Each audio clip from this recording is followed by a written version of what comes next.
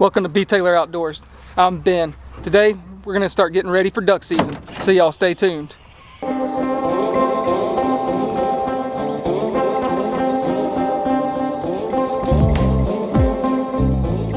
For getting ready for duck season, we're going to start getting some decoys out, cleaning them up, all that fun stuff, see what's broken, what needs to get cleaned up, just all that fun stuff. So let me get these decoys unloaded and we'll get started. Alright, well, we got everything unloaded. I'm going to be doing a kind of just a series on just getting ready for duck season and stuff like that. But the first thing I want to look at on my decoys is my goose decoys, because goose season is going to be the first thing that we're going to be hunting, which is about a month away or so, as when I'm filming this. So get those cleaned up, see what I need to get fixed. Actually, I know I've got four floater decoys I need to get fixed, because I got them late last year and I didn't have a lot of time to rig them up. I just threw some weights on them real quick, but I didn't put any bungees, so the hook on the weight doesn't sit to the keel yet. So I got to get those fixed, and once I get the bungees on those, then I'll be happier, because then I don't have weights flying around and I can put them in a bag. So I'm going to look at the goose decoys, and then I'm going to pull out the teal decoys, because teal season's right after, or kind of in the middle of goose season, or early goose season. So get all that ready and lined up. So I got all my goose decoys set up. Some of them are looking kind of dirty, so I'm going to give them a good spray down. But I'll show you got a couple of new goose floaters, like I said earlier. So I've got 10 goose floaters and a dozen full bodies, but I need to get them cleaned up, and I gotta go and get more straps for the J weights. I don't have any around here to be able to fix those, so I'm gonna have to fix those a little later, but I'll just show you how dirty some of these things are.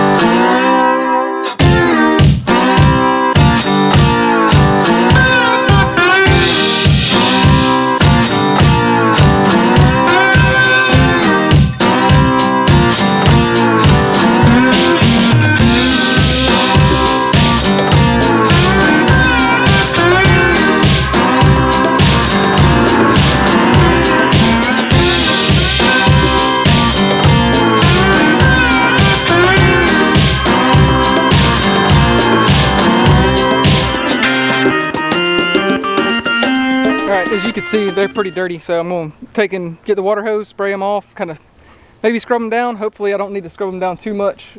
And if you haven't seen it, I got a video that I did last year where I actually had to clean up a bunch of decoys. So I just used some simple green and a sponge that didn't have any abrasion on it to clean them off. So hopefully I don't have to bust that out, because it's getting hot. So I may be doing a little bit more of this tomorrow morning, but I got to at least get the goose decoys finished up.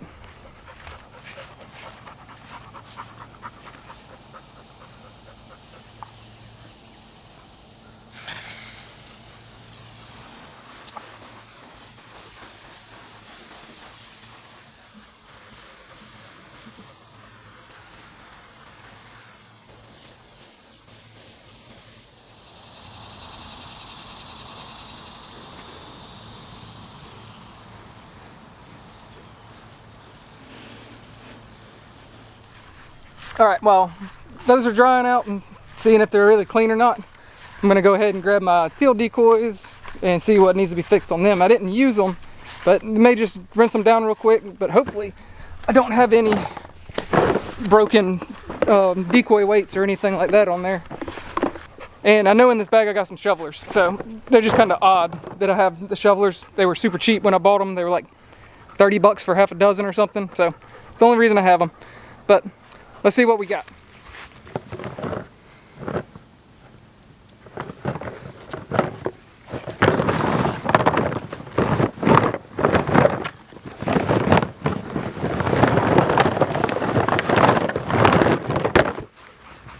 So I can already see I've got some that I'm going to have to get fixed. 2. Not worried about the shovelers. Let's move them out of the way.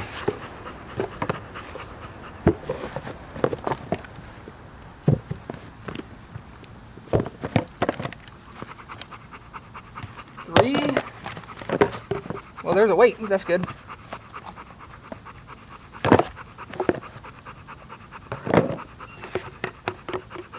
So I'm going to end up having to fix 3 of them just because weight's gone. Weight here, so just have to get some new bungees for those. That won't be that big of a deal. Next thing I'm going to look at are my wood duck decoys, because that's what we hunt, probably the most predominant around here as of late, just because the divers have not shown up lately. And really all I'm going to do with these is just have to spray them down and clean them up just a little bit, so that won't be that big of a deal. Now what I am going to do, because I got one of these little guys right here, is the motion duck spreader, and these are some old GHG greenhead gear woodies that I got as Belle walks through. So I'm probably going to pull some of those off because they were leaking and stuff like that, and put a couple of the Avian X's on that I've got. Then I'm going to look at a couple of diver decoys I've got, and then I got some brand new, or brand new to me.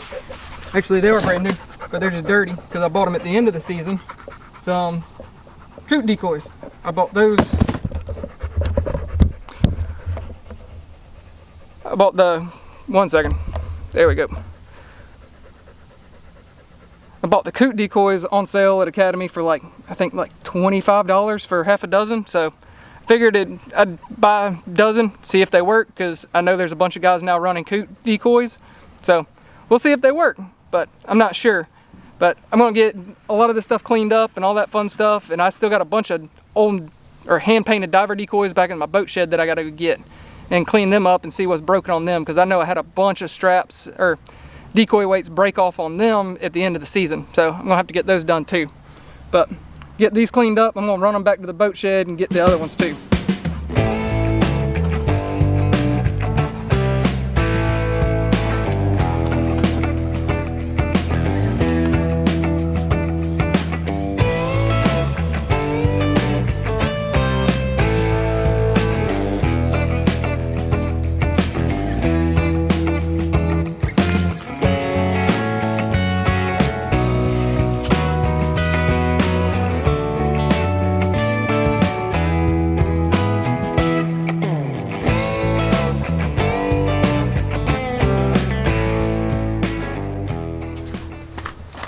Alright, so I know that just kind of cut off right there at the end.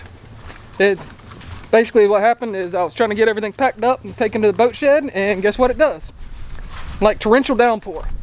So by the time I get over to the boat shed and can get stuff loaded up or put out of the truck and then put new stuff back in, it was dark, so couldn't really record anything.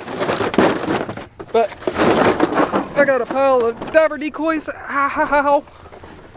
Pile of diver decoys that I'm going to re-rig just in case for the end of the season, getting rid of the PVC line. So y'all stay tuned for how I'm going to be re-rigging them.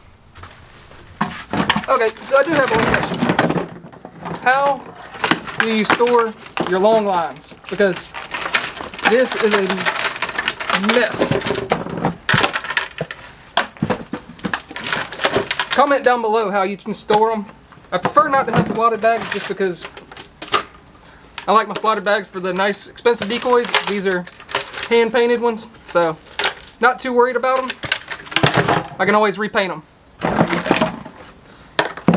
Once I get this mess sorted out, I'll start looking at all the other stuff.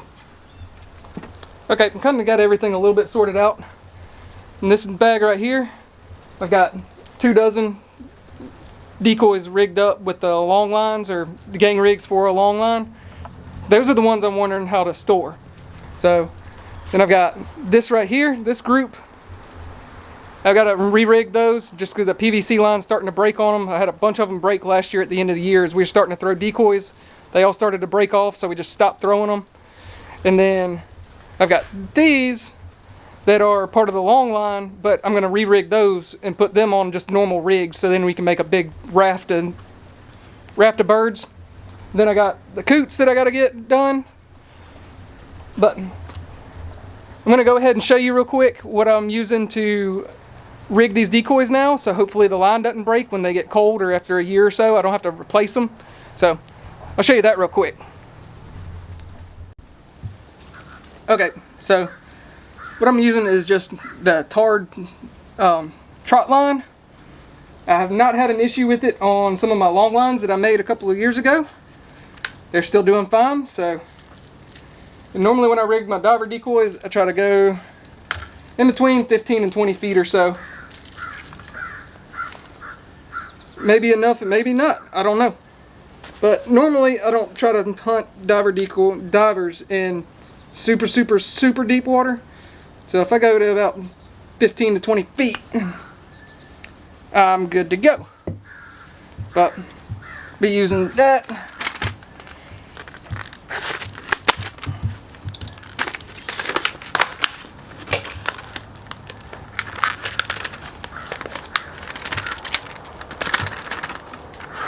There we go.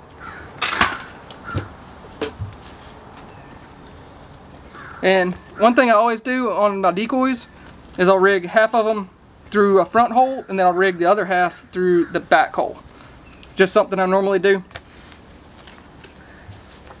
But I'm going to go ahead and start getting these decoys rigged up and ready to go. But if you like the video, go ahead and hit that thumbs up button for me. If you haven't already, go ahead and subscribe. Got plenty of hunting videos coming up, or I hope to have a bunch of hunting videos coming up as long as we got birds. But we'll still be training. We got a hunt test in the fall that I'll be working, so stay tuned for that. And don't forget, their season never ends.